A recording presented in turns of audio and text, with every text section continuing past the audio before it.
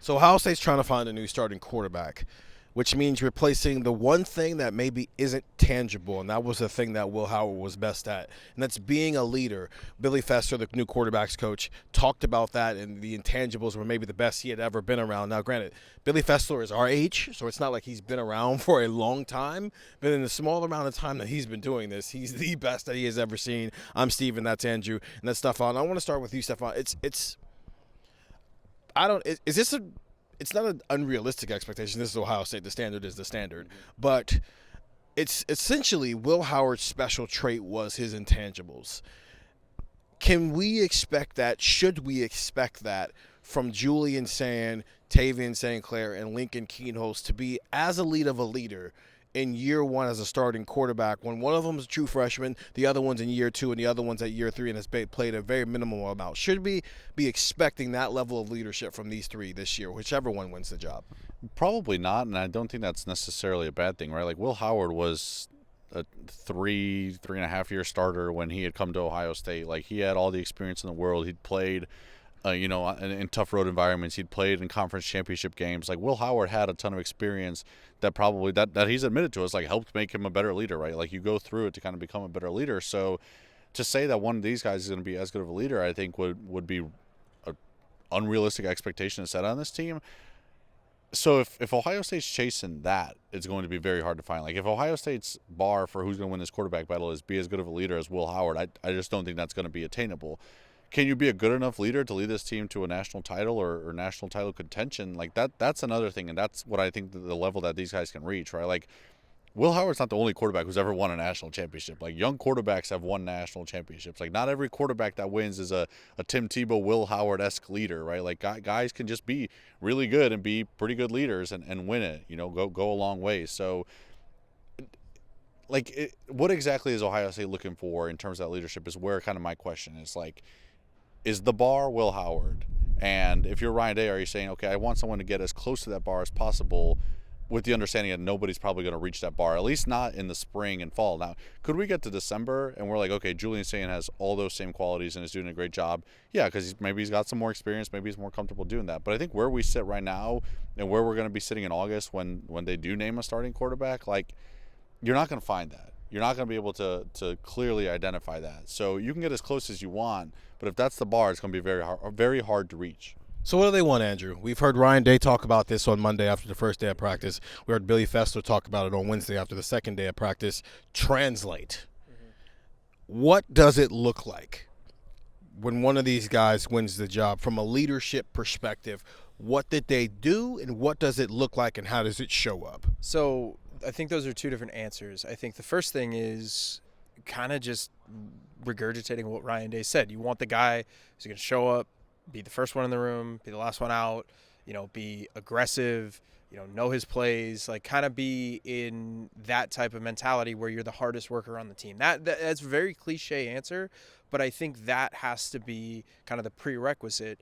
But where it goes from there, I think depends, because you can't ask somebody who's not Will Howard's personality to be Will Howard's personality. You can't ask somebody who's not C.J. Stroud or Justin Field or J.T. Barrett or Dwayne Haskins or all these other quarterbacks that have played at Ohio State. You can't say, well, you just need to be like him, because at some point you're trying to fit a square peg into a round hole. What if Julian Sand, and we're not obviously in the locker room, we're not obviously, walking the halls like these guys are in these team meetings and everything like that. What if Julian Sand is just an intrinsically motivated individual who's a little bit more quiet, who's a little bit, more reserved, who does kind of have those quiet things? That doesn't mean he can't be just as good of a leader. That doesn't mean he can't be just as good of a quarterback. That doesn't mean he can't be a better leader, a better quarterback. It just means that it has to look different. So I think you need those basic traits. You need those basic, this is what you want out of a quarterback. And then from there, it can be, you're given the win one for the Gipper any given Sunday speech in the locker room, or it can be the, when he doesn't say a lot, but when he says something, it's meaningful. The guy who's always there, the guy who's always grinding, the guy who just puts his head down and works. It can go a lot of different ways. So those are the basic characteristics, and I think that's why Ryan said that, because Lincoln's personality is different than Julian's. Lincoln's personality is different than Tavian's. Tavian's personality is different than Julian's. They're all different people. They're different human beings. Me, Steven, Stefan, we're all different people. We all have different things that motivate us. We all have different things that we do and different things in our lives that we like and don't like, right? So you can't just ask somebody, hey, you got to be Will Howard. Hey, Julian, you need to be this bar, because that's an impossible bar to reach, because he's not Will Howard. Because he isn't the same guy. What can Julian say about playing Texas?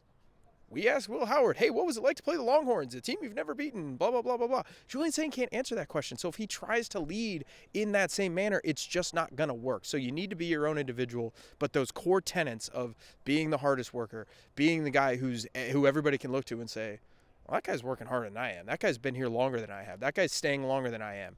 That's what you need out of the quarterback, and then from there it can go in a bunch of different directions. Fessler used the word consistency a lot, and that's what we're getting at here is – because he can't be quiet. He's a quarterback. You have to talk. You have to do these things. So there is a level of, oh, I'm a reserved human being. Well, you can't be reserved. You're a quarterback. Oh, I am.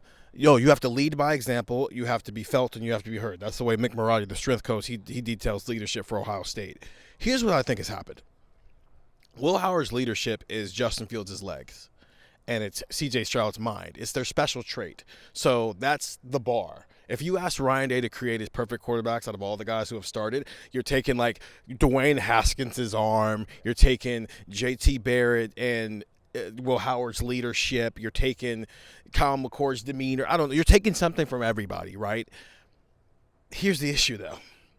Why was Will Howard that good of a leader? And he talked about it a lot. His growth as a leader. We used to ask him all the time, hey, were you always like that? Hey, how'd you get to this point? And he would remember the moments when he was young, when he wasn't like that. Will Howard was a grown you-know-what man when he got here. He knew who he was. He had, as you mentioned, 3.5-year starter at Kansas State. But more importantly, he was 23 years old. He was an adult who was sure of himself and sure of the moment. He was never going to handle this badly.